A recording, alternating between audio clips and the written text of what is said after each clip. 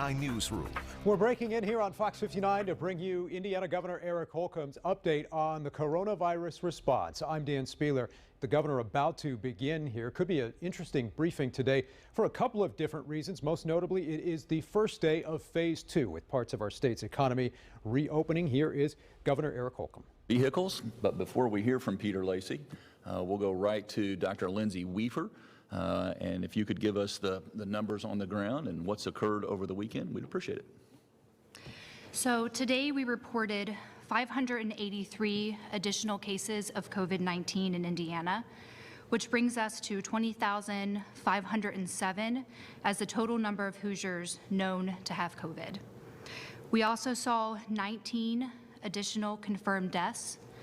To date, 1,151 Hoosiers have died of COVID-19. And another 113 are believed to have died from this disease based on their symptoms, x-rays, and other diagnostics, but did not have a positive COVID test on record. Our ICU bed and ventilator capacity are holding steady at just over 45% of ICU beds and nearly 81% of ventilators available. We will be keeping an eye on these numbers as we move through the phase reopening that Governor Holcomb has outlined. Another number we are watching is the number of Hoosiers tested for COVID-19, which stands at just over 113,000 and is more than double the number of tests we reported just 1 month ago.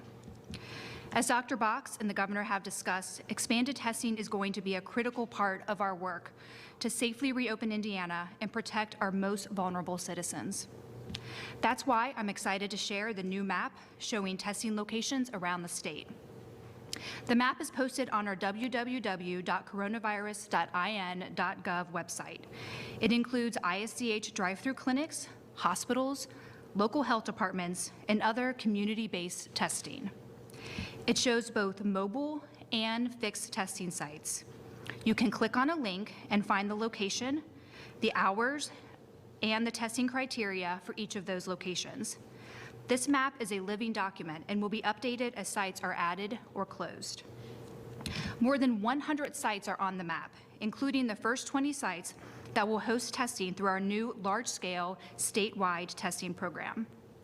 Registration for those 20 sites opened today and can be accessed at the link or the phone number listed on the slide. The website is lhi.care/COVID testing, or by phone at 888-634-1123. This is how any Hoosier who has symptoms of COVID-19 or is a close contact of a positive case can be tested for free. We announced this plan last week, and as it becomes fully operational, we should be testing more than 100,000 Hoosiers every month. These first 20 sites are opening on Wednesday. When you go to the portal, you will report your symptoms or exposure and then be assigned an appointment. We are finalizing details for the other 30 state testing sites. This map shows which counties will host the additional locations. As the opening dates and addresses are confirmed, we will share that with you. We continue to offer ISDH drive-through clinics throughout the state each week, and this week we are in East Chicago, Plymouth, Lafayette, Newcastle, and Seymour. Thank you, Dr. Weaver. Peter, a lot of things were put on hold for a lot of Hoosiers. Your agency, the Bureau of Motor Vehicles, is one where Hoosiers intersect with more than a lot of our large agencies even, but you want to talk about where we are today and how you see us moving forward, especially with that customer interaction. Absolutely. Thank you very much. My name is Peter Lacy. I'm the Commissioner of the Indiana Bureau of Motor Vehicles, and we're excited to today talk about how we're entering in our phase 2 of serving Hoosiers. You might recall that beginning in April, we started working with the commercial driver's license community to make sure that we were providing commercial driver's license not just to the truckers who supply the stores around the state, but also to the agricultural community to make sure that we got our fields planted on time this year. We were able to do that through 15 locations around the state and service more than 1,700 appointments during that time, and really felt like we provided a critical need to the state. But in entering phase 2, we have an intent to provide that same opportunity to all Hoosiers to do the transactions with the BMV that you can only do in a branch, that you cannot do on mybmv.com, at any of our kiosks, through the mail, or through our telephones. We are adding 40 locations to our map and are trying to put a branch within 1 hour of every Hoosier in the state so that they can make appointments at the BMV. You can make an appointment either through mybmv.com, in.gov/BMV, or through our contact center, 888-692-6841. To better serve Hoosiers, we're going to have extended hours, and we are going to be open Monday through Saturday, 9 to 5 p.m., to make sure that we can take care of Hoosiers. There are 9 transactions that we've identified that must be done through a branch. And when you go onto our portal or contact our contact center, they're going to try to pre-screen you to those 9 transactions so that we can make sure we're serving as many Hoosiers as possible. Governor, I'm excited to say, since announcing this on Friday, we've had over 20,000 appointments already made with the BMV, and 17,000 of those are just in this upcoming week. But part of opening ourselves up to the public brings up the fact that we need to be intentional and deliberate for the concern of protecting not only the Hoosiers that are coming to visit us, but our employees that are going to be servicing those Hoosiers across the state. And we want to make sure everyone knows that we are employing CDC guidelines as we reopen our branches. What does that mean for you? First of all, we are only operating by appointment only, so you need to go on to in.gov/BMV or call the contact center to make an appointment. Our lobby chairs will be positioned at least 6 feet apart. We will only be utilizing CSR terminals at every other terminal so that we can have social distancing between our CSRs or those people taking tests. And finally, we're going to have a 30-minute barrier between each customer so we can make sure that we wipe down all hard surfaces between customers coming into our branch. This is only our phase 2, and we're following the governor's guidelines and his advice on a phased approach to opening, but our intent is to have all branches open before Memorial Day so that we are well functioning before the June 2nd primary election. Thank you, Commissioner. Rachel, before we get to Q&A, let me just put a shout out. This week happens to be a National Teacher Appreciation Week, and obviously we're seeing teachers here in the state of Indiana go way up and beyond the normal call of duty, facing challenges like we've never faced in our lifetimes before. They have acted quickly, they have been nimble and agile, they have built virtual curriculum, they have stayed connected with students, whether it be at a central location in the community or to the homes themselves. They're doing parades to recognize student achievement, just a whole list A to Z. And one of those, Missy Trent up in Culver Community Schools, Northern Indiana, came to the rescue of, and this is just one example of so many. It was hard to narrow. I was starting to look at everything teachers were doing around the whole state of Indiana, but she found a student who was potentially positive for the coronavirus, COVID-19, potentially at one point. And she got connected to that student and to the family. She was made sure while that student was quarantined that their family had money to pay a heating bill, of all things. She then took the family a electric heater. She then in the community raised $500 to pay that next electric or that heating bill. And so this was on top of what was going on in terms of instruction. This was about that whole student and their well-being. And so Missy is representing 78,000 teachers scattered across the whole state of Indiana who obviously deserve more than our gratitude for what they're doing, how they are turning and burning during this last couple months to make sure ends meet in more ways than one. And oh, by the way, once a teacher, always a teacher. I've come to learn in life, and the Indiana Retired Teachers Association also has stepped back up and set up a hotline, if you will, to help students with instructional. It's a tutorial, if you will, if you're struggling with your homework, or if you have questions. It's for the students and for the parents By the way, it's open weekly on every weekday, 1 to 5. The number is 877-45-STUDY, 877-45-STUDY. And because it's a hotline, teachers are calling in from all over the country, actually, not just in Indiana. But we have one so-called teacher, Nancy, I'll just say Nancy, in Florida, who has helped a student and the parents in that household. And she hasn't taught math in years, so we've come to learn. But the student was struggling with a particular problem, and the parent was struggling with that particular problem, as we can all relate to. And Nancy, although she hasn't taught math in some number of years, was able to ask all the right questions and get that student through. And so I've got some teachers who are retired to some other states too. So Don in Arizona, I'm calling you out. You can call that hotline, 877-45-STUDY. And you can, again, help students here in Indiana make sure they stay on course. And with that, Rachel, we'll go right to Q&A. Meredith with WLFI. Hello, Meredith. Good afternoon. Hi, how are you, Governor? Great, thank you. Yourself? I am not too bad, staying healthy, hopefully like everyone else. So my question is actually for the MV. So obviously you guys have had an influx of appointments already. Lots of Hoosiers are going to be renewing their licenses. Maybe some Hoosiers need to register a new car. Is there any concern that many of these Hoosiers aren't going to be able to do that in time? And, obviously, if you don't have your car registered, you could end up getting a ticket. Is there any talk of possibly, expanding that window a little bit more, considering this is going to be kind of a phase reopen? Sure. First, I'd like to remind everyone that expiration dates have been extended by the Governor's Executive Order number 9 through the 22nd of May. So as of right now, there is no need to feel a pressure either on a driver's license or on an expiration plate of a license plate to go into the BMV right now because of that order. And we are looking at the data, and we'll be working with the Governor to extend that as we get all branches back open. Abdul Hakim Shabazz, Indy Politics. Good afternoon, Abdul. Good afternoon, Governor. Just took me a second to find the unmute button. Big shocker, I know. A couple of things, Governor. First of all, the response this week to your trip down in Nashville at the governor's residence in Brown County, Democrats say you took a vacation. The protesting folks are saying that, hey, this is Eric Holcomb saying, do as I say, not as I do.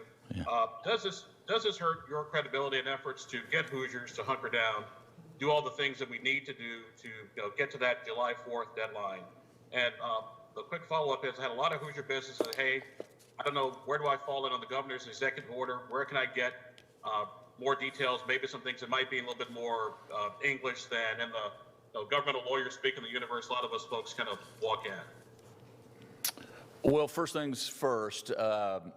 No, it's not do as I say, not as I, or do as I say, not as I do.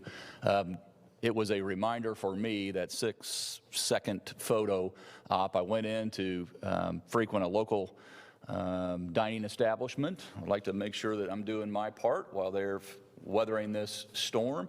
And it was an unforced error, completely my fault. I actually looked at a bench down in Brown County, right by that particular restaurant, and it had a quote on the bench that should have been a sign to me that get your mask out. I take a mask everywhere I go. I had the mask in the car. And the quote on that bench from Abe Martin is, there's too many folks confusing temptation with opportunity. And it was a beautiful, beautiful day this past weekend when I went in to get our dinner for my wife and I. That is no excuse. I should have had that mask on. I thought I was going to be in there for 30 seconds and paying to get my bag of feed, so to speak, my dinner, and then walk out. I was asked if I would take a picture with the cashier and her daughter, and I did. And at that point, I should have marched myself out, got in my car, got the mask, should have wore it in, by the way, but got the mask and then took the photo. No one, Abdul, has been harder on myself than myself over this past weekend, because that would have been the absolute ideal, perfect opportunity to take that picture, properly social distanced, with a mask on. It would have been the exact photo that if you would have taken a photo at a lot of other events when I am wearing my mask. Made the mistake of walking in a restaurant and picking up my dinner without having the mask on. So now, having said that, this should be a reminder, not just for me to break old bad habits. This should be a reminder for everyone, especially folks who are voluntarily seeking to break the rules or the recommendations. Again, wearing a mask is a recommendation, something that we highly, highly recommend. I'll be subscribing to it now 100% of the time, not just 99% of the time. Secondly, Joe, you might want to, General Counsel Joe, you might want to speak to the executive order. We sent out, Abdul, we solicited recommendations from various sectors, including the Indiana State Chamber of Commerce, including the NFIB, including the manufacturers. If you're not a member of a specific association or a member where you can get the information from them as well, we stand ready to answer any specific question that's not detailed in the back of our backontrack.in.gov. If you think it's too general, we can certainly, this office certainly answer any specific question you might have. Joe? Yeah, I think the governor says it very well. You know, we put the executive order together. It is, we try to put it in plain English as much as possible. We had the Back on Track document that is available online at backontrack.in.gov. Obviously that, you know, it's very difficult to capture every question and answer every question that could come up in a complex situation like this.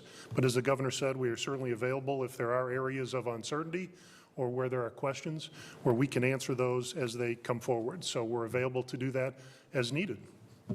Rachel, before I probably should have kicked the first one over to Dr. Weaver. I was looking at Brigadier General Lyles, and I felt like when Abdul asked that first question, I should drop and give him 20, or in basketball, do some more line laps. But you're sitting right to my left here, and you watched me go into a restaurant or read about me going into a restaurant without a mask on.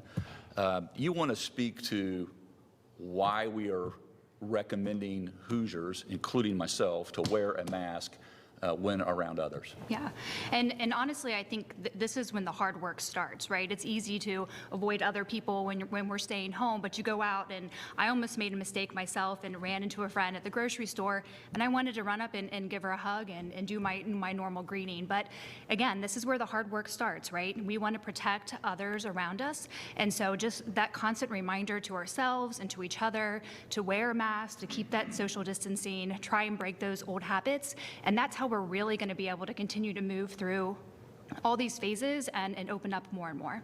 Thank you. Marcus Green, WDRB Louisville. Hello, Marcus. Good afternoon. Hi, Governor. Can you hear me? I can, loud and clear. Thank you. The presidents of Greater Louisville, Inc., the Chamber of Commerce for Louisville and a number of southern Indiana counties, said today that Kentucky and Indiana have what she calls disjointed reopening plans. And she's calling on you and Governor Beshear to identify coordinated solutions between the two states.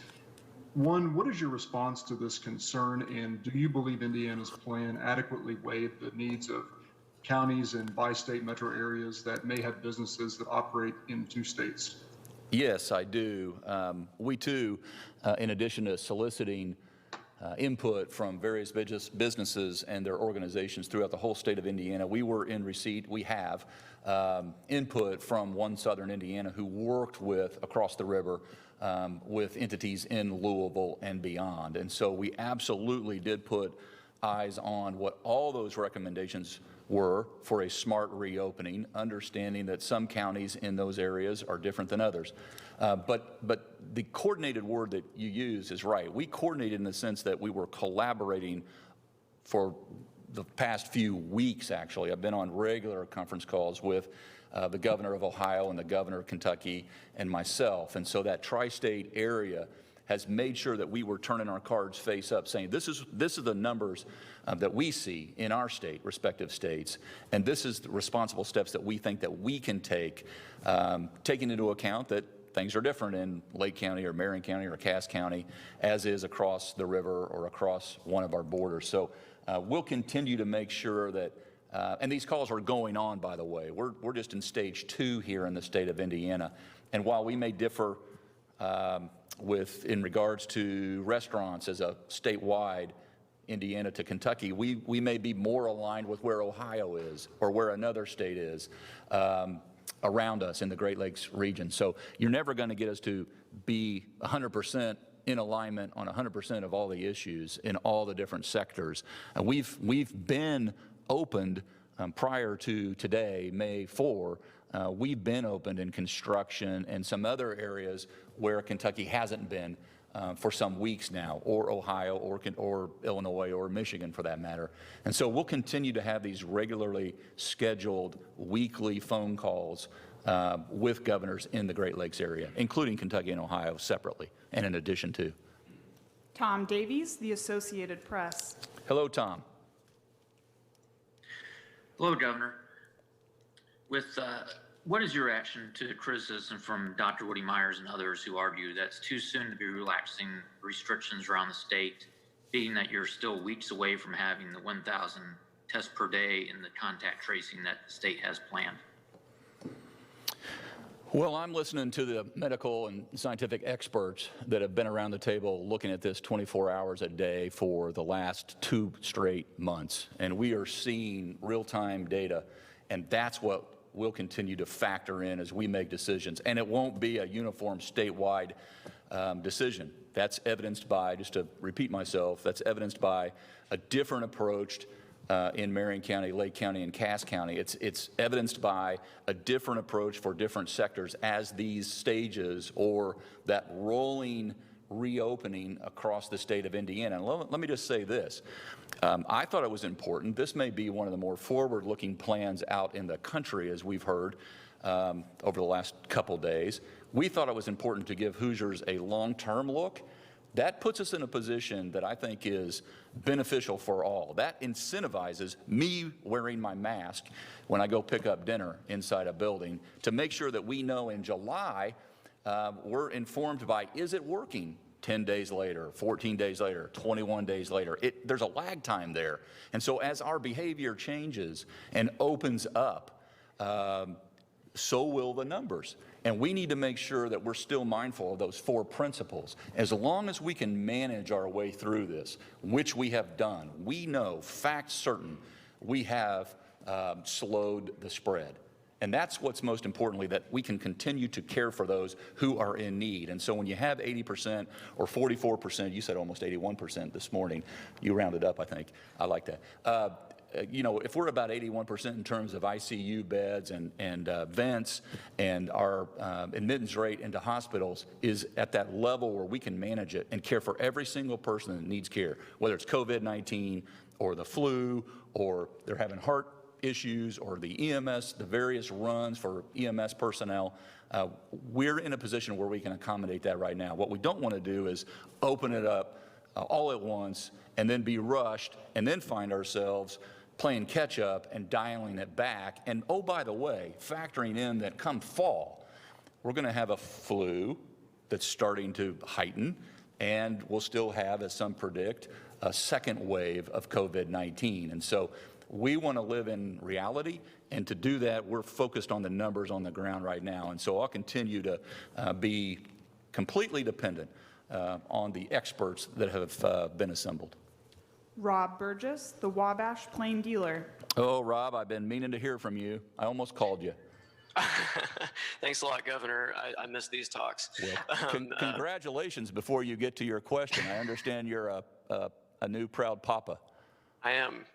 We had our 3rd daughter. She didn't wait to come out at the hospital, so I delivered her along with my wife, obviously. So yeah, she did the hard part, yeah. Yep, absolutely. I wondered why I missed you. So congratulations. I had a good excuse at least. Yes, you did. In your plan, you stated that hair salons, barbershops, nail salons, spas, and tattoo parlors are by appointment only, and employees must wear face coverings, and the workstations have to be spaced out to meet the social distancing guidelines, and the customers should wear face coverings too. So I had a question from a salon owner. She said, please give us some type of online certification or class we can take that gives us precise guidelines healthcare providers feel are appropriate. As a hairstylist, I have no healthcare background, and it's a bit unnerving to assume I am taking the proper precautions necessary. give us direction on how we handle things if a client informs us that they have tested positive after being in the salon. Do we close? If so, for how long? And my question is, adding on to that, if your job involves touching people like those do, how do you properly social distance from your customers? Yeah. Dr. Weaver, you can take the second part. I don't know if that was your oldest or your middle child, but it wasn't your youngest, Rob, there in the background. It used to be the youngest. It's Emerald, the formerly youngest, Yeah. now middle. It's the tweener. I would say that the first thing, we're happy to, again, answer any question that she or anyone else may have, but backontrack.in.gov does spell out, and it's in the back portion of that plan. It's after all the stages. And that's where that guidance can be found. If we need to add to that, we're happy to take another look at that and see, but it gives date specific, it gives exactly what we're asking folks to do as they reopen. So it's there, backontrack.in.gov. And then, Dr. Weaver, you want to talk about just that physical distancing when you're cutting someone's hair or doing their nails, and the question that Rob has. Right, yeah, so exactly. So it's wearing a mask, it's having the customer wear a mask, it's washing your hands after you touch other surfaces, especially before you eat or touch your own mouth, and just taking all those proper precautions. We have a lot of information on the coronavirus.in.gov about the other things that you were asking about. What if someone calls and says that they've tested positive? Additionally, that's where our contact tracers are going to come in and help, because they can help advise and notify the places that those people have been. And Rachel, or Rob, I would just say that at that website that Dr. Weaver just mentioned, it is a sea of information, and you can almost drown in that sea of information. But go to go to backontrack.in.gov and look at your sector-specific guidelines and recommendations. It's there, and then I would encourage you to go to the website in general and look at all of the effects that our behavior has. Julia, Wish TV. Hello, Julia. Good afternoon, Governor. I am wondering, in light of a number of large gatherings reported over the weekend here in Marion County, is the state going to provide any kind of aid to help localities enforce their extended stay-at-home orders? Would you repeat the first part of your question, Julia? I just missed 3 or 4 words. And Not a problem. And I'm wondering that in light of a number of large gatherings. Large gatherings. Joe, you want to talk about just the partnership that we have with local communities? She's talking about large gatherings, not just here in Marion County. Like I said, it was a beautiful weekend, and we may have to take steps around the whole state of Indiana. This wasn't just one county. It was a beautiful weekend, and folks kind of lurched at the opportunity to get out and take in the fresh air, which was wonderful. But we want to make sure those large gatherings, that's where, as you mentioned, wearing a mask is so important, is those up-close mass gatherings where this virus just looks for ways to connect with people.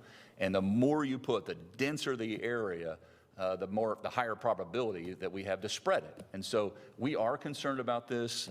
We are working with our local officials, be it the mayor, Hogsett here in Indianapolis, and others around the whole state of Indiana. But again, as I said last week on Friday, before today, May 4th, I said this was going to take, in terms of enforcement, people in our state, 6.7 million Hoosiers, will determine where we are in large part in July and in June next month.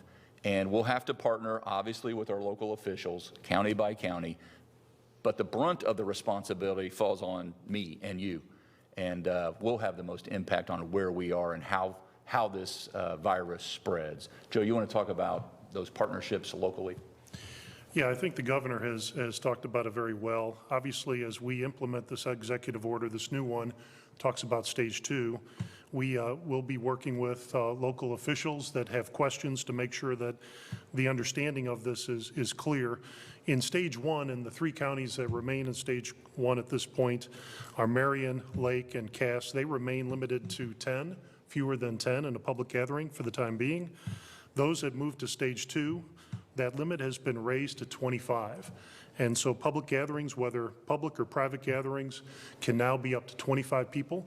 And to the extent that there are questions or issues that need to be worked through with local officials, we're ready to do that and work with them to make sure that we comply with this as best possible.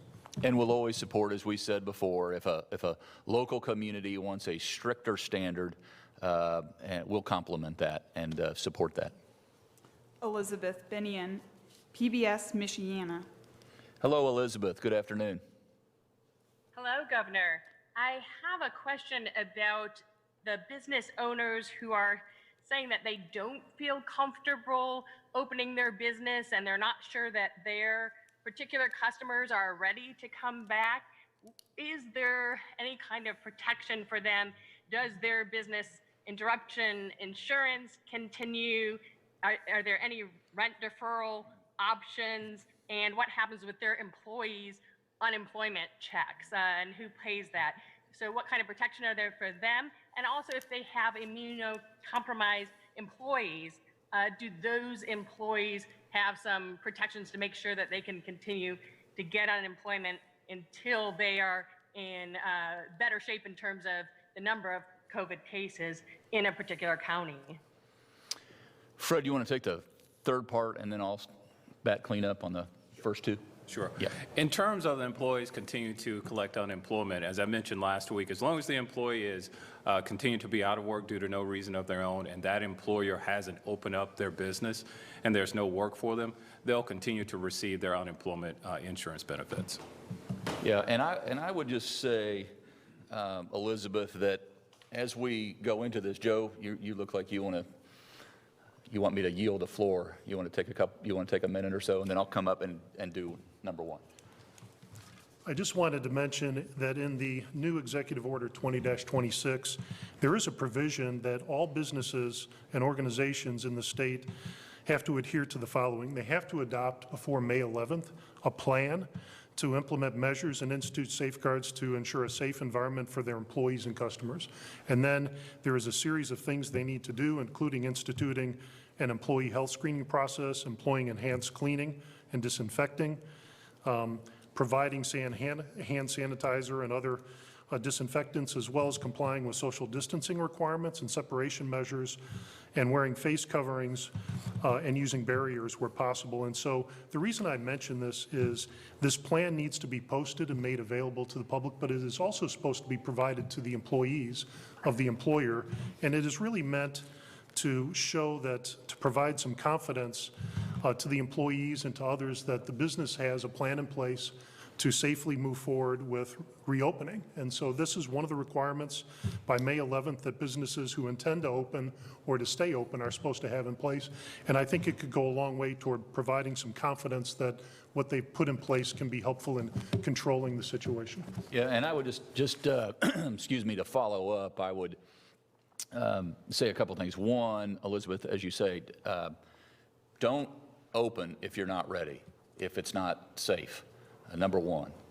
Number two, I've been so impressed by all that information that we solicited from the private sector, from the business community, and we said, if you were to reopen, how would you? They themselves put forward recommendations that they supported, that because they knew exactly the intent of your question, that is, how do we instill confidence? How do we get the consumer re-engaged in our economy? And so I was flat out impressed, understanding that safety will become part of a recruiting tool with a lot of businesses. We're hearing at the Indiana Economic Development Corporation, Secretary Schellinger will give a report later this week. We're working with companies all over the state, all over the country, all over the world, who are looking for good places to invest and grow. And inside those plans, just as much as a tax or a regulatory environment, safety will be critically important. And Hoosiers, Americans, folks around the world will do business differently according to their level of security and the sense of safety that they feel, whether they're on the ground or online. And so these are critically important questions. We're also, not to filibuster here, but we're also working with the legislature upstairs. We're also working with the House and the Senate, our delegation in Washington, D.C., on some legal liability questions that you touch on. Some of that will be tethered to legislation that is passed, and I suspect will become more in the forefront of the discussions that are ongoing in Washington, D.C., as well as here in the state of Indiana. Brandon Smith, Indiana Public Broadcasting. Good afternoon, Brandon. Afternoon, Governor. May the 4th be with you. And you.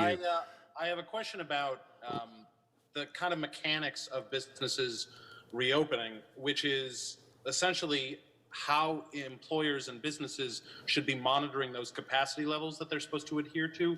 So especially as we've seen reports from other states of threats and even violence when businesses try to enforce even tougher restrictions. So essentially what my question boils down to is, do you really expect, for instance, a minimum wage worker working in a business to order people out of a store or bar them from entering? First, let me say, learn you do, Brandon. You got it. Okay. That's a Yoda reference for folks who didn't understand Brandon's first comment. Look, what we expect is the business itself, not that you mentioned minimum wage employee. What we expect is the business itself to be able to safely conduct business. And by the way, that's what consumers will expect as well. If you want to see folks turned away, don't try to live up to this new standard that the coronavirus, COVID-19, has brought upon us. This is nothing that we just pulled out of the air and said, we're going to start doing business differently for no reason whatsoever. We are responding to a virus that is highly contagious, that has no vaccine or therapeutic in my mind right now. I know we're trying some and we're hopeful, but what we have to do is manage our ways through this, and it's going to require businesses themselves and state government, all of us, to be policing ourselves and making sure that folks are not just sensing that, but living it. And when they go back to resuming some of those former habits in life, like going into certain retail shops or going out for dinner and actually dining out for dinner.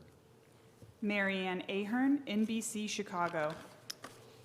Good afternoon. Good afternoon. Thank you so much, Governor. I'm wondering about your positivity rate in Indiana. Where does it stand today? And if it is above 10%, the World Health Organization recommends not reopening. So can you react to that? So I think an important thing to keep in mind is that for the last, several weeks, over a month that we've been testing, we really have been focusing on those high-risk categories. So in the beginning, it was only people who were coming into hospitals, and then it was healthcare workers, long-term care facilities, and those people. So we expect the percentage to be much higher in those populations, and it would be in the general public. Additionally, if we have a hot spot, for example, in one of the plants, we know that percentage is going to be much higher because those people were in close proximity to each other. So we don't believe that's a true reflection of what our actual positivity rate is in the state of Indiana. Now that we're going to have over 100 testing sites across Indiana as of Wednesday, I think we're going to be able to see a little bit more of what our true positivity rate is, and we do think that it is based on some of the testing with the Fairbanks study, et cetera, it is below that 5% rate. Sherry with the Indianapolis Star. Good afternoon, Sherry. Good afternoon, Governor. I have a question for you about the decision to open religious institutions as basically of now and say that they can have gatherings, from what I understand, of whatever size. Is there an economic or public health rationale? Because I know some of them have elected to say, no, we're still not going to meet, like the Carmel Interfaith Alliance. Yeah. Until this is over. Well, I think that's a good decision on their part. If they're questioning whether they can adequately or successfully physically distance and all the hygiene that goes on with it during a service, they're making the right decision. I can also say that when I mentioned last week that I said a little bit about science and a little bit about art, or a balance thereof. It's a lot about science and a little bit of art. And when it came down to making the ultimate decision on places of worship, we said going forward that we would recommend allowing this now to see, as we look back 14 days or 21 days in terms of houses of worship, what effect it might have. If we can manage this, this gives us a lot of confidence in some other arenas as well. And so what we're going to do is learn from these steps that we're taking. And we just thought a good place to start, or a good place to have a test or a control group, would be houses of worship, that these would be the absolute, in my mind, most responsible. But I did say that we needed those church leaders to be responsible for their congregations. We can prove that we can do this, and I think that we'll see just that. Joe, did you want to add anything specifically from a more legal or constitutional perspective in terms of the order? Yes, I would just add to what the governor has said, that the one thing that has changed is really the lifting of the number of people who could attend a religious service. And I think it's important to talk about religious service. In fact, I think the preference would be that be limited to traditional worship services. And there's really three things here that I think are important that stay in place. One is we still encourage the use of virtual services, especially for those at risk. Obviously, you still have to have inside the chapel or the facility social distancing and sanitation. Even though the number has been lifted, you still have to have that. And then, as the governor said, obviously counting on religious leaders to do what's necessary to protect the people that are part of their congregation and part of their organizations. But again, this is and I also want to point this out, when it comes to receptions and visitations before or after religious services, those do remain subject to the public gathering limitation of 25 people. And so there is a difference between religious services and the public gathering aspect of it. And again, this is something that we felt was appropriate under the circumstances and felt that would be good to implement, as the governor said, for the reasons he said. Thank you. Michael, WBEZ. Afternoon, Michael. Oh, thank you. Sorry about that. I had to unmute the phone. Governor, Porter County is reopening today. Lake County is not. What advice do you give to this area that are so interconnected and separated really by just a line on County Line Road? Also, what's the timeline and plan to reopen casinos around the state, including Northwest Indiana? Yeah, second question first.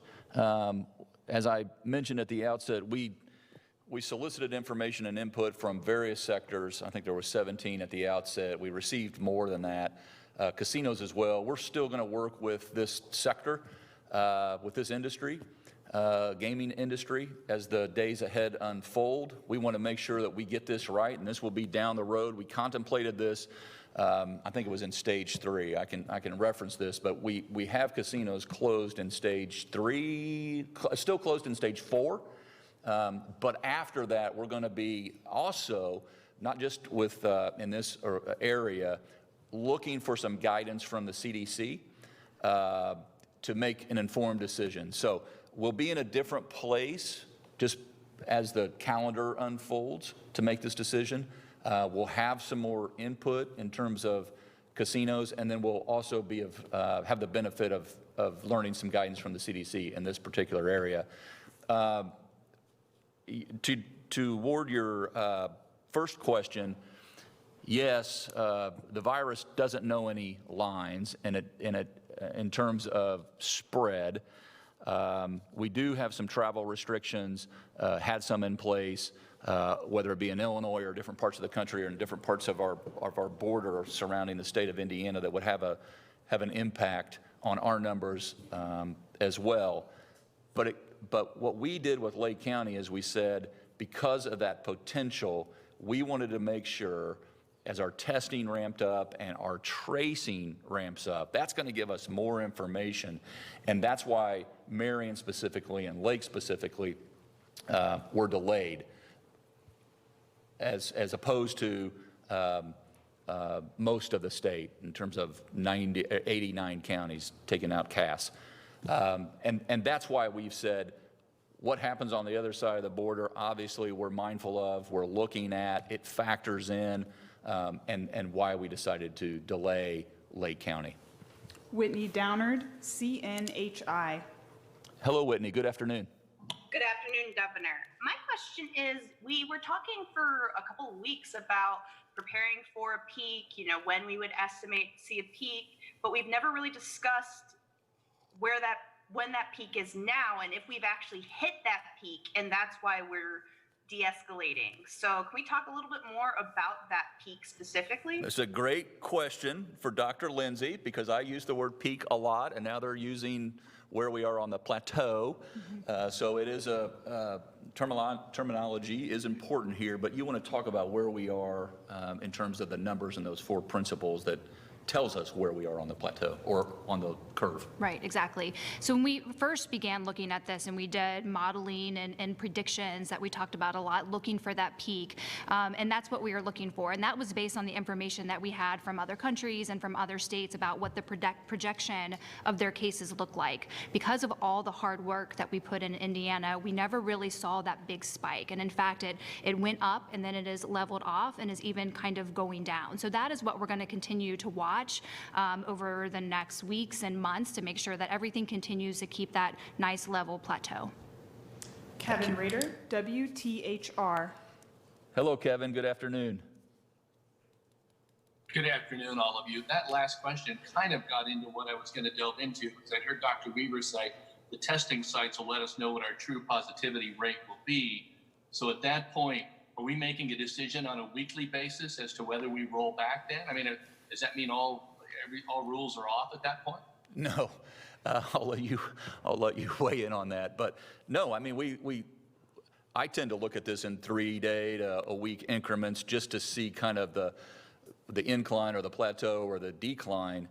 But no, our staged approach, whether it be May 4 or May 8 or May 11 or June 13th or July 4th, and wherever we are on that, we're looking at the information every single day. If something jumps out at us and we can trace it back a week ago or 10 days ago and see how our actions affected, had a reaction, then we'll have to factor in that those facts as we go forward. But certainly having more testing, Dr. Weaver mentioned, thinking about where we came from at the very outset with, thankfully, we had Lilly and IU Health and the state of Indiana partnering together to do some testing, and then we added in our strike teams, and then we added in the drive-throughs. So we're up in one of those is East Chicago today, I think, but we've been in Gary and we've been in Maryville, up in just that region with a drive-through, and in other quadrants, all other quadrants of our state with those drive-throughs. And then you layer on top of that the Fairbanks study, and then you layer on top of that now this 100,000 in a month testing ability, and that's just in the first month.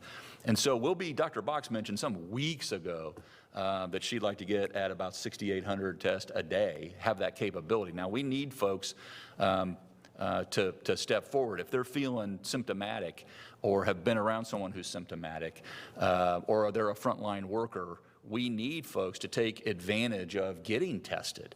That's one thing I do want to put out there today, that if you fall into one of those 3 categories, we have the ability right now to test to get that true picture.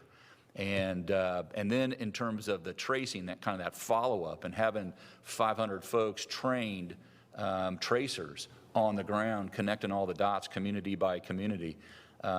This is, Kevin, what will all factor into the decisions we make on a daily basis. You want to add to that from a medical perspective? Yeah, I mean, I agree with everything that you said, that there are so many data points that are coming into this, and it's something that we talk about on a regular basis and every single day. So we can have access every day. What are our hospitalizations? How many events are we currently using? We look at the EMS data and see, is this a corona-like illness that people are going to the hospital for, or are they going for trauma or other things? So we take all of those data points in mind, and if we see something to start to go up or to start to change, we'll watch it for a couple of days. We can talk to the people in the community. We're in constant contact with each region. So we really know not only what are we looking at data-wise and the numbers, but we're talking to the people that are actually seeing that. So we can be pretty confident in the decisions that we make going forward.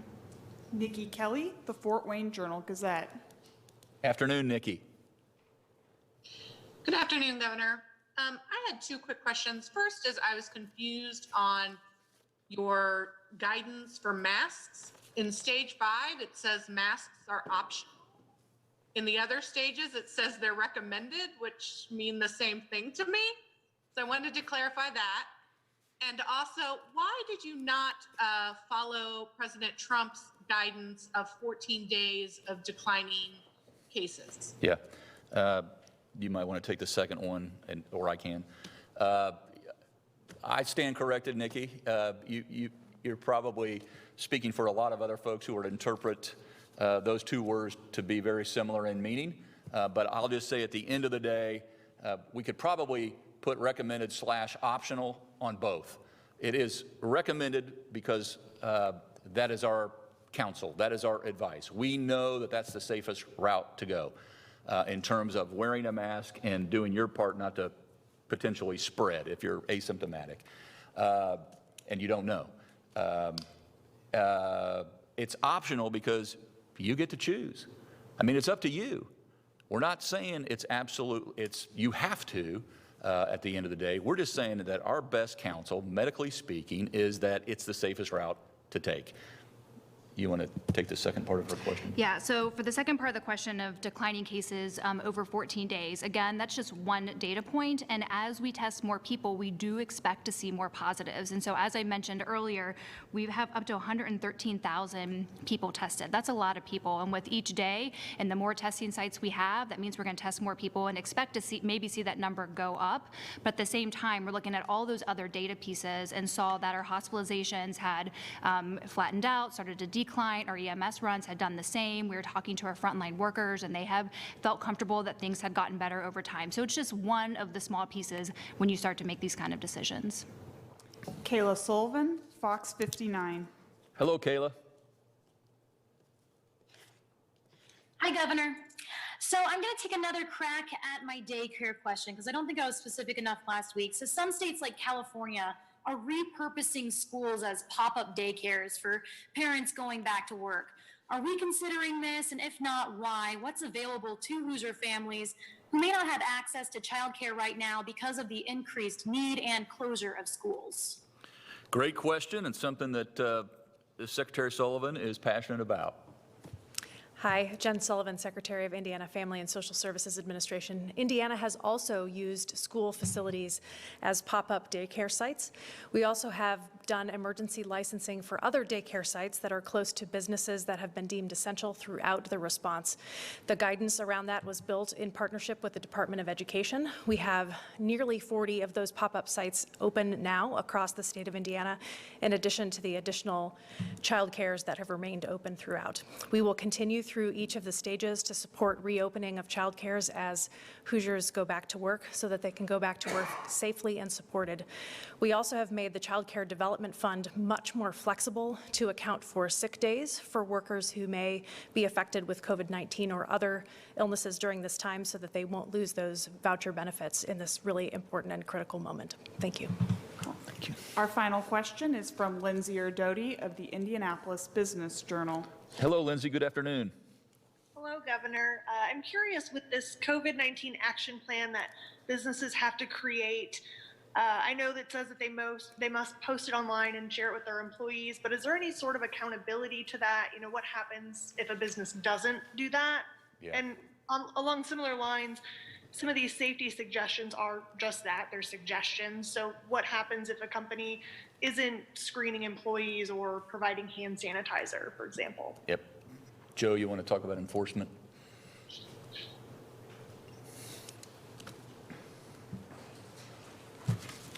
So the enforcement provisions in the executive order that have been in place now for over a month, they would apply to this situation as well.